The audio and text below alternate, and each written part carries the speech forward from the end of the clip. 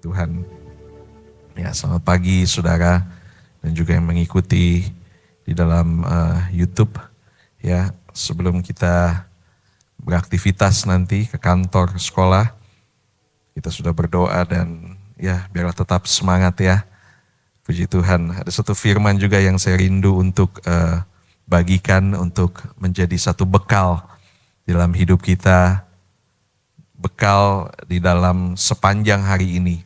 Firman Tuhan itu selalu berbicara ya di dalam setiap keseharian kita. Asal kita jalan bersama dengan Tuhan ya, pujian terakhir tadi berjalan bersama dengan Tuhan, pasti Tuhan itu juga ngomong sama kita. Saya selalu bilang bahwa Allah kita itu bukan Allah yang membingungkan dan bukan Allah yang diam. Dia Allah yang jelas memberikan perintah dan juga jelas untuk berbicara asal kita dekat sama Tuhan. Puji Tuhan. Di dalam Kolose 2 ayatnya yang ke-6 dan yang ke-7 ada satu hal tentang kehidupan tetap di dalam Dia. Ya, saya baca ini dan ketika saya membaca dan merenungkan ayat ini, saya bacakan, kamu telah menerima Kristus Yesus. Nah, ini bicara tentang kita. Kita yang ada di tempat ini, ya kita tentunya adalah orang beriman. Orang beriman adalah orang yang menerima Kristus Yesus sebagai juru selamat, sebagai Tuhan di atas hidup kita. Tetapi bukan itu saja, ketika kita telah menerima Kristus Yesus, maka ada lanjutannya.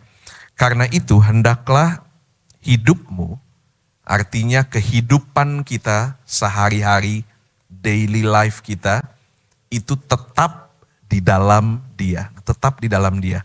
Tetap di dalam Dia ini apa? Dan bagaimana caranya tetap di dalam Dia? Tentunya sebagai manusia yang hidup di tengah-tengah dunia yang seperti ini ya, dengan nilai-nilainya, maka itu bisa membuat walaupun kita Kristen, walaupun kita anak Tuhan, kita menyerahkan diri kita kepada Tuhan, bisa membuat kita itu terseret. Firman Tuhan juga bilang, istilah firman Tuhan adalah menyimpang ke kanan atau ke kiri. Kita masih bisa jadi Kristen, tapi hidup kita udah gak Kristen gitu loh. Sudah tidak tetap di dalam Dia, tetap di dalam Tuhan. Nah, bagaimana caranya? Ternyata di ayat berikutnya dijelaskan ya, bagaimana tetap di dalam Dia dan cara tetap di dalam Dia. Ayat yang ke-7, hendaklah kamu berakar di dalam Dia. Ada 4 hal ini. Hendaklah kamu berakar di dalam Dia, lalu dan dibangun di atas Dia. Kemudian ketiga, hendaklah kamu bertambah teguh dalam iman yang telah diajarkan kepadamu. Dan yang keempat, biarlah hatimu melimpah dengan ucapan syukur. Saudara, hidup di dalam Dia adalah 4 hal ini. Berakar. Berakar itu artinya kita mempelajari, merenungkan ayat firman Tuhan. Jadi orang Kristen, jangan jadi orang Kristen yang pasif. Tapi harus orang Kristen yang aktif. Aktif maksudnya apa? Mempelajari dan merenungkan setiap firman yang kita terima, yang kita dengar. Itu namanya orang Kristen aktif, bukan pasif. Supaya apa? Berakar. Supaya apa? Kita tetap di dalam Dia. Tidak terseret. Lalu yang kedua, dibangun. Dibangun itu artinya tadinya dulu kita punya nilai-nilai kepercayaan-kepercayaan yang lama. Tapi kemudian semakin kita berakar, semakin kita baca firman, semakin kita tahu firman, nilai-nilai yang lama itu seringkali jadi runtuh. Oh, ternyata yang saya kira tadinya begini, ternyata bukan begitu. Ketika mengerti firman Tuhan, yang lama diruntuhkan, yang baru dibangun. Nilai-nilai yang lama, sombong, iri hati, kebencian, sukar memaafkan, itu diganti dengan nilai-nilai yang baru, hasil dari perenungan firman Tuhan. Yang pertama tadi, supaya berakar. Yang ketiga, setelah itu sebagai orang Kristen, ada tantangan. Ada tantangan. Tantangan-tantangan untuk mengalahkan kedagingan. Dan untuk itu bertambah teguh. Harus teguh. Ya, jangan mudah menyerah apabila ada tantangan datang. Pasti akan datang. Tapi ketika kita berjalan bersama Tuhan, kekuatan kita itu bukan kita lagi. Kekuatan kita itu datangnya dari roh yang di dalam kita. Yang besar itu, yang mampu melakukan apapun.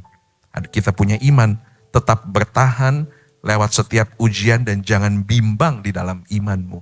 Itu yang ketiga, yang terakhir.